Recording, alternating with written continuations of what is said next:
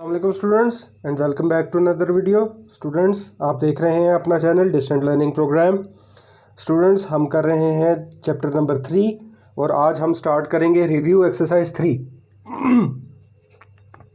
Review exercise 3। तो students, इसका question number 1 जो है वो MCQs का है। तो इसके अंदर जो सोल्यूशन वाले क्वेश्चंस हैं वो मैं आपको बताता जाऊंगा और बाकी मार्क करवा दूंगा आपको आंसर्स। तो स्टूडेंट्स, इसका फर्स्ट जो क्वेश्चन है मल्टीपल चॉइस वो है a power x is equals to n। तो आपने इसके अंदर से करेक्ट ऑप्शन देखनी है। तो इसका थोड़ा सा सोल्यूशन है वो मैं आपको बता देता हूँ, तो ताकि आप करेक्ट ऑप्शन जो है वो सॉल्व करके मार्क कर सकें। तो स्टूडेंट्स, इसके अंदर अगर आप दोनों साइड्स पे लॉग लेंगे तो x log a लिखा जाएगा और log n। तो स्टूडेंट्स, x अगर इस तरफ रह जाएगा तो ये log a जो है x से मल्टीप्लाई हो रहा है तो वो दूसरी तरफ जाकर डिवाइड हो जाएगा। log n divided by log a। तो students, x is equals to log n to the base a इस तरीके से भी लिखा जा सकता है। तो स्टूडेंट्स, यहाँ पर आपकी जो C ऑप्शन है वो करेक्ट ऑप्शन है आपके पास, फर्स्ट जो आपका MCQ है उसकी। तो चलते हैं सेकंड क्वेश्चन की तरफ। The relation y is equals to, ये है सेकंड वाला, y is equals to log x to the base z। तो इसको आपने चेंज करना है दूसरी फॉर्म में। जिस तरह अब ये इस फॉर्म में था, आप इसको चेंज किया था। अब जो हमने पार्ट 1 में किया है इसका रिवर्स करेंगे पार्ट 2 में। ये 2 है। तो अगर हम देखें तो ये हमारे पास y is equals to log x और log z इस फॉर्म में आ जाएगा। और जब हम इसको दूसरी तरफ मल्टीप्लाई करवाएंगे तो y log z is equals to log x। तो स्टूडेंट्स, यहाँ पर ये जो y है ये हमारे पास z की पावर बन जाएगी। z power y is equals to x अगर हम इसके लॉगरिदम लॉग जो है वो रिमूव करेंगे तो स्टूडेंट्स, ये जो हमारे पास B ऑप्शन है इसकी, ये करेक्ट ऑप्शन है। तो चलते हैं पार्ट नंबर 3 की तरफ। तो ये इसका कोई सोल्यूशन नहीं है, ये जस्ट ऐसे है। The logarithm of unity to any base is, तो यहाँ पर D ऑप्शन जो है आपकी वो 0, ये करेक्ट है। तो ये जो D ऑप्शन है ये करेक्ट है आपकी थर्ड पार्ट की। तो फोर्थ जो है the logarithm of any base, the logarithm of any number to itself as base is. तो स्टूडेंट्स, इसका आंसर आपके पास ऑप्शन नंबर A यानी कि 1 आ जाएगा। तो स्टूडेंट्स, पार्ट 5 जो है आपका वो है log e। log e की वैल्यू फाइंड करनी है। तो e की वैल्यू आपको दी हुई है सिंपल। आप अपने कैलकुलेटर्स पर log और ये जो वैल्यू है e की 2.718 log और फिर 2.718 टाइप करेंगे कैलकुलेटर पर और आपके पास आंसर आ जाएगा, जो कि इसकी B ऑप्शन करेक्ट है। वो B ऑप्शन है 0.4343। तो इसके अंदर तो आपको थोड़ा बहुत कोई राउंड ऑफ भी करना पड़ सकता है, तो बिल्कुल आपने परेशान नहीं होना। जो आपको बेस्ट ऑप्शन मैच करेगी वो आपने इसके अंदर मार्क कर देनी है। तो स्टूडेंट्स, पार्ट नंबर 6 जो MCQs का है वो है the value of log p by q। तो स्टूडेंट्स, जब ये कॉमन लॉग से इंडिविजुअल लॉग में लिखेंगे तो डिवीज़न जो है वो सब्ट्रैक्शन में चली जाती है। इसलिए आपकी जो ऑप्शन A है log log p minus log q। तो ये स्टूडेंट्स करेक्ट ऑप्शन है ए वाली। और जो आपका पार्ट नंबर 7 है, log p minus log q is same as. तो स्टूडेंट्स जैसा कि हमने ऊपर वाले में किया है, तो p minus q, log p minus log q है तो log p बाई q के बराबर होगा ये। तो इसकी जो डी ऑप्शन है आपकी, log ब्रैकेट में p और q, तो ये स्टूडेंट्स करेक्ट ऑप्शन है। तो चलते हैं 8th की तरफ। log m और इसकी पावर m की है n can be written as. तो जैसा कि हमने यहाँ पर अपने फर्स्ट पार्ट में भी अप्लाई किया था, तो लॉज ऑफ लॉगरिथम्स के मुताबिक जो पावर है वो स्टार्टिंग में लिखी जाती है और फिर n log m। तो ये स्टूडेंट्स आपकी ऑप्शन जो सी थी ये करेक्ट ऑप्शन है। तो चलते हैं पार्ट 9 की तरफ। तो log a to the base b multiplied by log b to the base c can be written as. तो स्टूडेंट्स इसको थोड़ा सा सॉल्व कर लेते हैं। ये है हमारे पास log a to the base b multiplied by log b to the base c। तो स्टूडेंट्स इनको इस तरीके से लिखते हैं, log a divide by log b multiplied by log b divide by log c।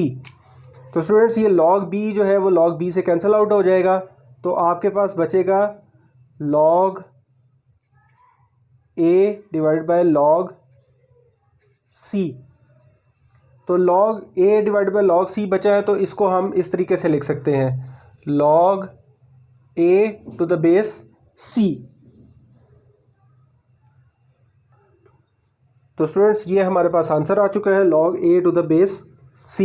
ये आपकी जो बी ऑप्शन थी ये करेक्ट ऑप्शन है। तो स्टूडेंट्स बढ़ते हैं अपने लास्ट पार्ट की तरफ, 10th पार्ट जो है,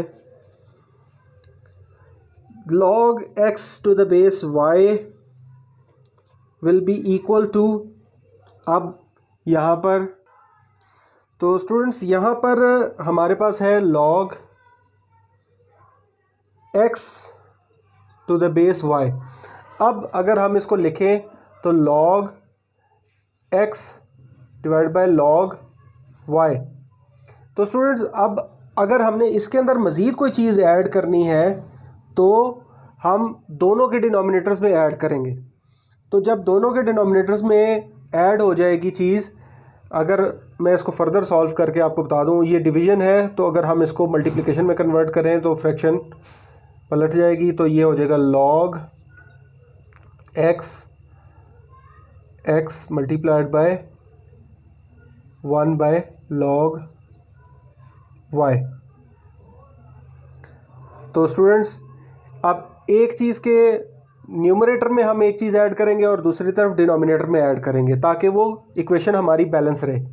तो ये हमारे पास आ जाएगा log x divide by log z multiplied by log z divide by log y।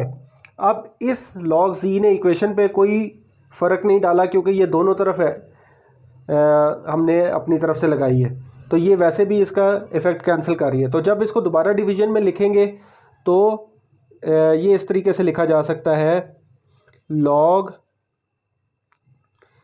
x to the base z, और ये डिवीज़न से जब मल्टीप्लिकेशन में आए मल्टीप्लिकेशन से डिवीज़न में आएगा तो ये y दोबारा से ऊपर और z नीचे आ जाएगा, फ्रैक्शन फिर से पलट जाएगी, तो log y to the base z आ जाएगा। तो स्टूडेंट्स यहाँ पर ये हमारी सी ऑप्शन जो है वो करेक्ट ऑप्शन है। तो स्टूडेंट्स ये तो थे हमारे क्वेश्चन नंबर 1 जो MCQs वाला है, रिव्यू एक्सरसाइज 3 का। और अब जल्दी से चलते हैं क्वेश्चन नंबर 2 जो कि है फिल इन द ब्लैंक्स। तो स्टूडेंट्स जल्दी से मैं आपको ब्लैंक्स बता देता हूँ। For common logarithm the base is 10, तो ये चीज़ हमें पता है। तो बेस आपकी जो है वो ए ऑप्शन जो है वो 10 है। तो सेकंड ब्लैंक है आपकी the integral part of common logarithm of a number is called, तो ये इसका है करेक्टरिस्टिक। तो सेकंड ऑप्शन करेक्टरिस्टिक है, मैं शॉर्ट फॉर्म CH लिख रहा हूँ। तो थर्ड है the decimal part of the common logarithm of a number is called. अच्छा, अब जो डेसिमल के बाद पार्ट होता है वो उसको मेंटीसा कहते हैं, शॉर्ट में है MAN लिख देता हूँ, मेंटीसा। तो चलते हैं फोर्थ की तरफ, इसको बल्कि नंबरिंग दे देते हैं, ये बुक में क्योंकि नंबरिंग में है तो नंबरिंग ही दे देते हैं, 1 2 और ये 3। तो फोर्थ है हमारे पास if x is equals to log y then y is called. तो स्टूडेंट्स आप अगर हम इसमें ऑब्ज़र्व करें तो x is equals to log y है। तो यहाँ पर जो है हमारे पास एक तरफ log है तो दूसरी तरफ log मौजूद नहीं है। तो अगर एक तरफ log होगा तो इसका ये एंटी लॉग कहलाएगा। तो इस ब्लैंक में हम लिखेंगे एंटी लॉग। तो बढ़ते हैं अपनी ब्लैंक नंबर 5 की तरफ। If the characteristic of the logarithm of a number is 2 बार, तो करेक्टरिस्टिक यहाँ पर 2 बार दिया हुआ है। The number will have 1 zeros immediately after the decimal point, क्योंकि एक डेसिमल हमेशा लगता ही जब करेक्टरिस्टिक 0 है तो decimal first non zero number के बाद लगेगा। तो अगर करेक्टरिस्टिक -1 है तो वो नॉन ज़ीरो नंबर से पहले आ जाएगा, और अगर करेक्टरिस्टिक -2 है तो वो एक ज़ीरो जो है वो दरमियान में आ जाएगा।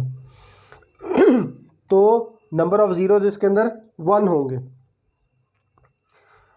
तो जैसे कि मैं अगर आपको न्यूमेरिक में समझा दूं, तो अगर कोई नंबर है 1 2 3 4, तो अगर करेक्टरिस्टिक 0 होगा तो फर्स्ट नॉन ज़ीरो नंबर या जैसे कि 1 है तो इधर आपका डेसिमल आएगा, और अगर करेक्टरिस्टिक आपका -1 हो तो यहाँ पे चला जाएगा 1 से पहले, तो ये 0.1234 हो जाएगा। और अगर करेक्टरिस्टिक 2 बार यानी कि -2 हो तो यहाँ पर 0 आ जाएगा आपका, यहाँ पर आपका